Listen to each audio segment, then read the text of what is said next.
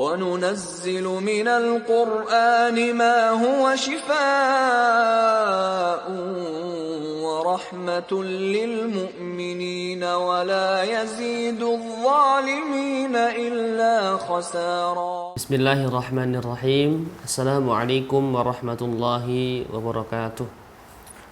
Alhamdulillahi rabbil alamin. Assalatu wassalamu ala rasulillah wa ala alihi wa sahbihi wa man tabi'ahum bi ihsanin ila yaumiddin.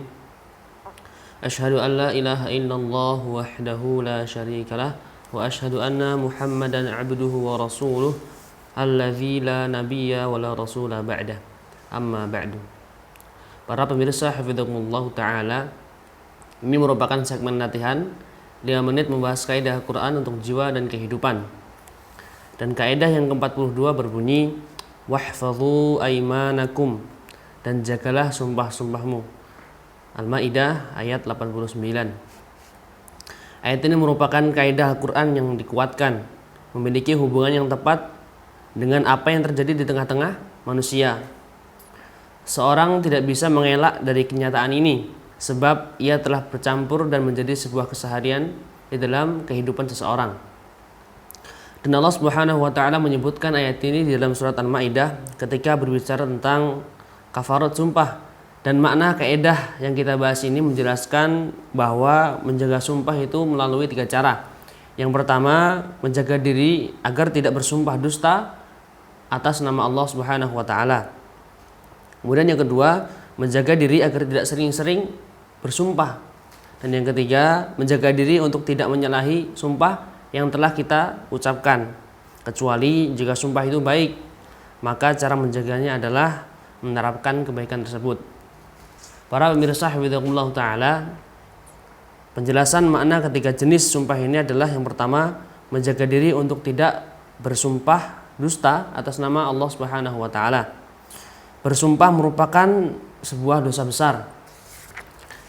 Diriwayatkan sebuah hadis dari Abdullah bin Amr bin As. Ia berkata bahwa ada seorang Arab Badui menemui Rasulullah SAW kemudian bertanya, "Wahai Rasulullah, apa sajakah dosa besar itu?" Maka Rasulullah SAW menjawab, syirik kepada Allah Subhanahu wa taala. Kemudian laki-laki Badui itu bertanya kembali, "Kemudian apa?" Beliau menjawab, durhaka kepada kedua orang tua. Kemudian seorang Badui itu bertanya kepada Rasulullah SAW kembali, "Apa wahai Rasulullah?" Kemudian Rasulullah menjawab, al-yamin al-ghamus. Kemudian ia bertanya, "Apakah al-yamin ghamus itu?" Kemudian Rasulullah menjawab, mengambil harta muslim yang disertai sumpah dusta. Para pemirsa hafidhakumullah ta'ala, Ibnu Hajar Al-Asqalani mengatakan ada kesesuaian penyebutan hadis ini untuk yamin ghamus karena adanya ancaman bagi orang-orang yang bersumpah dusta dengan sengaja. Rasulullah SAW bersabda dalam hadisnya, barang siapa yang bersumpah palsu untuk mendapatkan harta seorang muslim dan di dalamnya terdapat dosa, maka ia akan bertemu Allah Subhanahu wa taala dengan keadaan Allah murka kepadanya. Hadis riwayat Muslim.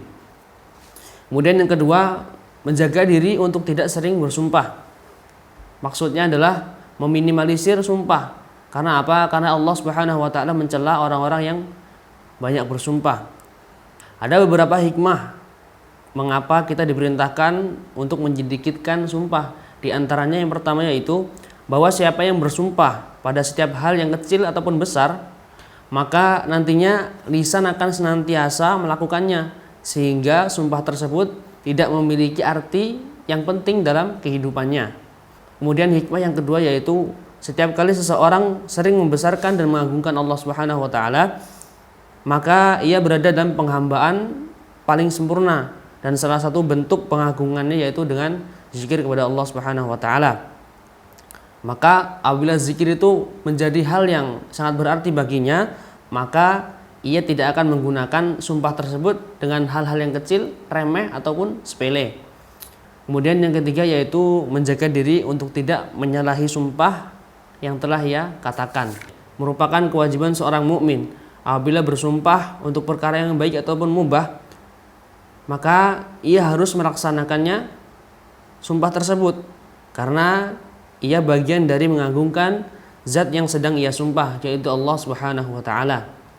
Para pemirsa hafidzakumullah taala, semoga Allah Subhanahu wa taala menjaga kita dari perbuatan mengatakan sumpah serapah dan senantiasa memberikan kita pengetahuan untuk mengenal batasan-batasan yang telah Allah Subhanahu wa taala dan Rasulnya turunkan kepada kita. Mungkin hanya ini segmen latihan yang dapat kami sampaikan di dalam video ini. Semoga bermanfaat. Sampai berjumpa kembali di episode-episode setelahnya. Bitaufiqi wan najah. Wassalamualaikum warahmatullahi wabarakatuh. Rabbi habli hukman wa alhiqni bis salihin.